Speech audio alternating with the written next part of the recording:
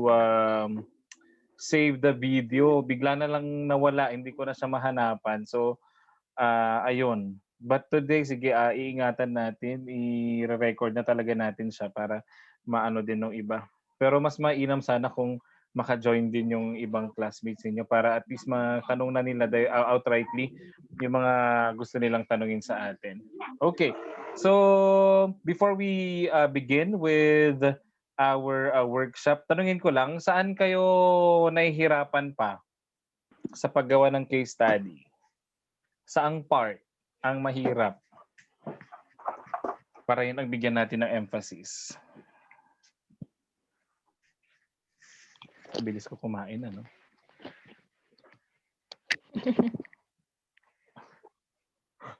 Apat na subo lang. Saan kayo nahihirapan? Lahat?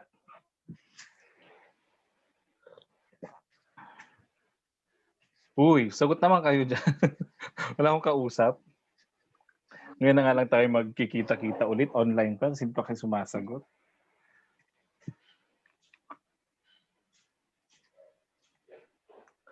Kain po. Sumagot naman kayo dyan. Saan kayo nahihirapan? Bakit di naman kasi kayo nahihirapan? Baka madali na lang, petics na lang. Kasi syempre you have the best set of clinical instructors this semester. Ayan, syempre Yes, with the tawag dito, with Ma'am Jane, andyan si Sir J. Lord. Ayan. Okay. Ano na, mga kapatid, saan kayo nahihirapan? O hindi naman kayo nahihirapan talaga? Sige na nga. Hindi naman kayo baka natutulog lang kayo dyan. Walang ano to walang grade to. Okay? So just like to remind you na walang grade itong gagawin natin ngayon. Ayan, so nandito si Ma'am Jane, nandito rin si Sir J. Lord to at least assess kung saan kayo nahihirapan, tapos kung may time sila or during your RLE, may din, magbigay sila ng mga additional information at the same time, mga inputs on how to enhance your case studies. All right. So, ito ang puso ng inyong trabaho later on sa pagiging isang nurse. So, pagkatapos ninyong mag-aral ng nursing, after you pass the board examinations, you will be working in different settings. But of course, your case study will still be there. Meron kayong case study sa hospital, meron din kayong family case study rin sa inyong community Family. Asan ba yung maingay? Alright, ayan. So, magkaiba man yung kanilang itsura, magkaiba yung kanilang mga parts and features, pero parehas pa rin ang tinutumbok. Ang tinutumbok natin, ang kinukuhang gusto nating kunin is, ang gusto nating malaman ay kung paano natin mamamanage yung problema ng family or ng client na nasa atin. Okay, so today, last time we spent 3 hours para dito sa ating workshop. But of course, bibilisan na natin ngayon kasi ano na lang naman ito, review na lang siya. So how to make a case study? Ayan nga. But before that, a case presentation class should only include information that pertains to your case, and you should refrain from providing confusing and superfluous data. So bawal ang case study ninyo has two types. You have your actual case study and you have your case protocol. So pag sinabi ninyong case study, meron kayong actual patient, meron kayong na-attendan na pasyente, na-assess nyo siya, na-interview nyo siya, at na home visit ninyo if home visit is necessary for this client. So meron din kayong tinatawag na case protocol. Wala kayong case, pero the CI or the clinical instructor gave you a patient, a hypothetical case na gagawa ninyo ng presentation. So yun yung tinatawag nating case protocol. May pagkakaiba, may pagkakapareho, may mga parts na mahirap, meron ding parts na madali for both cases.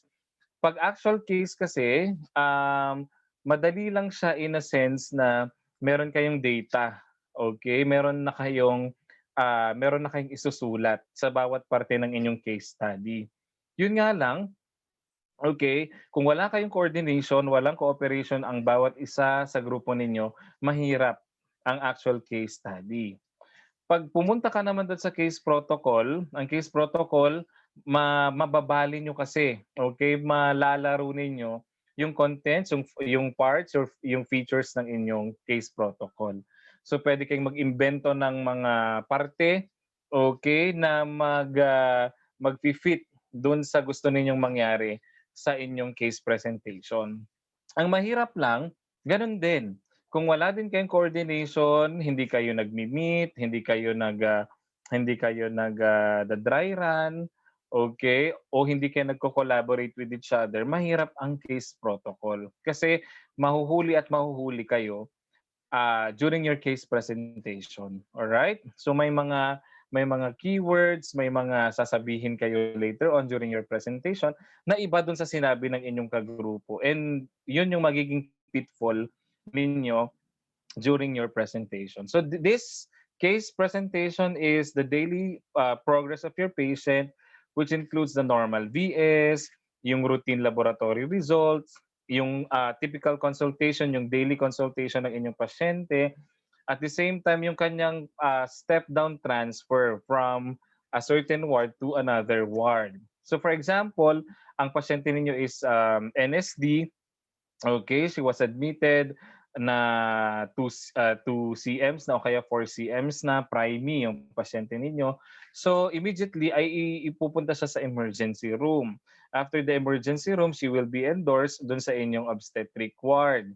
Pagkatapos ng obstetric ward, upon assessment, manganganak na yung pasyente ninyo, 9 CMs o kaya 10 CMs na, ililipat siya ngayon sa delivery room. Pagka-deliver ng baby, after delivery room, ipapasok siya hindi, bago delivery room, minsan pinapasok pa yan sa labor room, okay? Kung mga nasa 6, 7, 8 CMs na siya.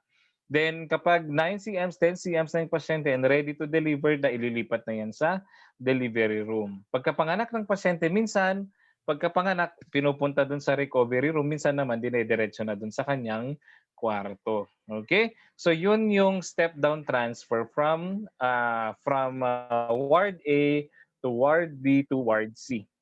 So yun ang ikikwento ninyo, yung mga kaganapan na nangyari doon sa inyong pasyente from admission, okay, until discharge, hanggang sa kanyang pag-uwi.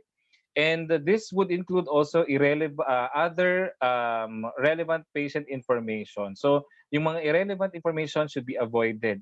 Bawal mag-imbento, bawal mag-confabulate, okay? When you say confabulate, fill in kayo, naglalagay kayo ng data in between, okay, in between sentences or in between information para mas maging maganda yung kwento. For example, ang totoong kwento ah, nagalusan yung pasyente dahil nahulog siya dun sa bed, okay? Kasi hindi mo itinaas yung side rails. Ayan. So para mapaganda yung kwento mo, okay, you will confabulate. Ibig sabihin, tatanggalin mo yung nahulog siya na part. So nagalusan yung pasyente dahil, okay, nabunggo niya yung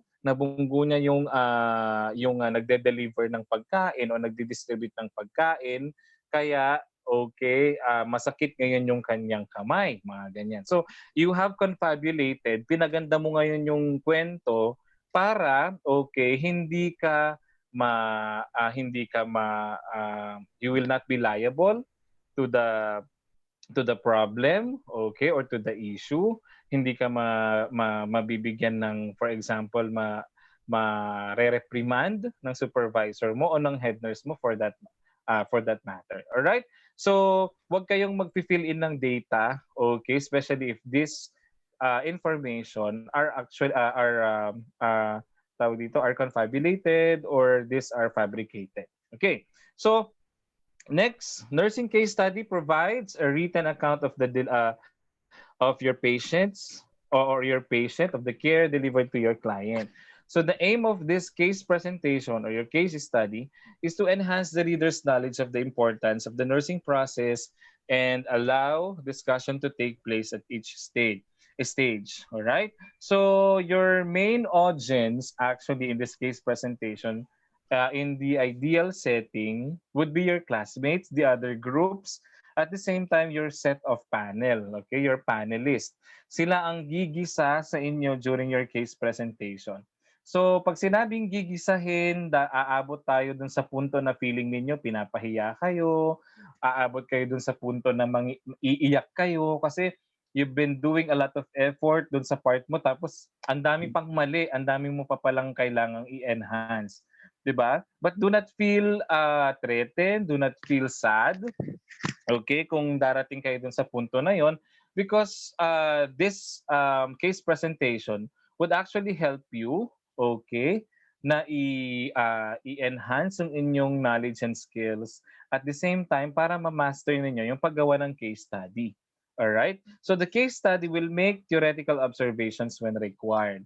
All right? So it is hoped that the interrelation of each stage of the process will be identified, and by undertaking this study, that knowledge, skills, and future practice can be improved. So, ang purpose din ng ating case study, since your case was taken from a hospital setting, all right, bibigyan natin ng daan, bibigyan natin ng tulay yung natutunan ninyo doon sa hospital at yung natutunan ninyo doon sa classroom. So we will bridge the gap between your theoretical foundation at this as well as your as well as the skills that you have learned, you have acquired in the hospital. So pagdudugtungin natin yung natutunan ninyo dun sa classroom during your online classes, at the same time yung natutunan ninyo dun sa hospital. But with your case, since wala naman kayong actual encounter with patients dahil nga ganito ang ating sitwasyon, okay, ganun pa rin. Ibibridge din natin yung gap, okay, between the knowledge you have acquired from your lectures online, at the same time yung pinapanood sa inyo o yung binigay sa inyo na case, all right, na i-present ninyo during your case presentation. So mapapansin ninyo there will be significant differences, may mga significant kayong tawag dito similarities also that you will observe as soon as you go on with your case study. Mapapansin ninyo ang dami palang pagkakaiba ng practices sa hospital. Bawal pala yung magbigay ng ganito, bawal pala yung magbigay ka ng ganitong ng procedure na hindi ka naka-gloves, okay? Bawal pala yung naka-clean gloves ka, dapat pala yung procedure na ito, kailangan naka-sterile gloves ka. So may mga ganun kayong mapapansin and observations as well during your case presentation. So the first part is, of course, titignan natin yung basic, okay, na requirement sa paggawa ng inyong case study. So the font size of your case study should be 12. Yung font style niya is Arial, but you can actually use font 14 and 16 for tawag dito yung inyong mga headers. For example, titles ng inyong halimbawa anatomy and physiology of the case. Ganyan, pwede kayong gumamit ng 14 or font 16 for emphasis. But for the remaining okay, na content of your case study, it should be font size 12. For the font style, it should be for Arial preferably, but you can actually use other font styles. Basta dapat hindi yung cursive. Okay, kailangan malapit-lapit pa rin sa dun sa Arial na font style natin. Your margin should be 1 inch in all sides except for the left part. Okay, since dun sa left side ng inyong document, dun natin i-clip, okay, or later on when you submit your final output, dun natin siya ibabind, all right? And the spacing, of course, is double. So, as you can see, medyo makapal-kapal yung inyong output. At the same time, class, I would like to remind you already at this early that doing a case presentation is actually expensive. So you will have your draft, tapos pagka print ng draft, i-check ninyo as a group. Tapos pag may na-check, magpiprint na naman kayo ng bago, isasubmit niyo doon sa inyong advisor o sa inyong instructor assigned to your group. Pag daan sa advisor ninyo, may mga corrections na naman yan. So ibabalik, magpiprint na naman kayo ng bago. And pag sinabi niya, okay, you submit a copy sa lahat ng inyong mga panel. So for example, you have 8 panels. Alright, so 8 kopya din ang gagawin ninyo, ipiprint ninyo. So yung 8 na yon, may mga corrections during your case presentation. So lahat ng corrections, i-collate ninyo yan. Okay, and then yun ang i-check ninyo when you make your final output. So sa pagkakaalam ninyo, final output na-correct na ninyo lahat, meron pang mga corrections yan. Okay? So hindi tumitigil ang corrections until for the last time, pag naibigay na ninyo yung final output ninyo at sinabi ng clinical coordinator na that this is now ready for bookbinding, pwede na ninyo ipa-bookbind yan. Okay? And that is the final phase of your case study. So there are students who are asking, ilang case presentation po bang gagawin namin for this semester? Actually, ideally, ang case presentation is done after every rotation. So if you have 6 rotations in one semester, meron dapat kayong 6 case presentations. Kasi ganyan kami nung college. Alright? Actually, yan din ang nakalagay din sa inyong manual. Pero since ganito naman ang ating sitwasyon, okay, so you are only given 2 case presentations. 1 case presentation for OB and 1 case presentation for your maternal and for your community health nursing para sa mga BSN2. Sa BSN3 naman, okay, dalawang case presentation for na MS, okay? One for oxygenation, cardiovascular, fluid and electrolytes, at saka ano pa yung isa? Yon, isang case presentation doon. Then another one for digestive and metabolism, endocrine, and special senses. So yun naman ang scope ng third year. Para sa mga fourth year naman, this semester, dalawa din ang gagawin nila. One for leadership and management, and sa irregular, one for INP or yung intensive nursing practicum. Okay? So, ganun lang. Tagdadalawa lang muna tayo ngayon. Okay? So, these are now the components of your case study as per PLP College of Nursing guidelines. So you have your biographical data that contains all the needed information, okay, about your client. So, lahat ng kailangan nating impormasyon, pangalan, address, the religion, okay, should be included in your biographical data. Next part is the description of the case. This is a short or a brief description of what you are going to present to us. Okay? So during in the description of the case, dapat mabigyan nyo na kami ng picture, mabigyan nyo na kami ng overview of what are we going to expect, okay, during your case presentation. So meron na kaming idea of what's going to happen, okay, on that certain duration, all right, ng inyong case presentation. Number 3 is your nursing history.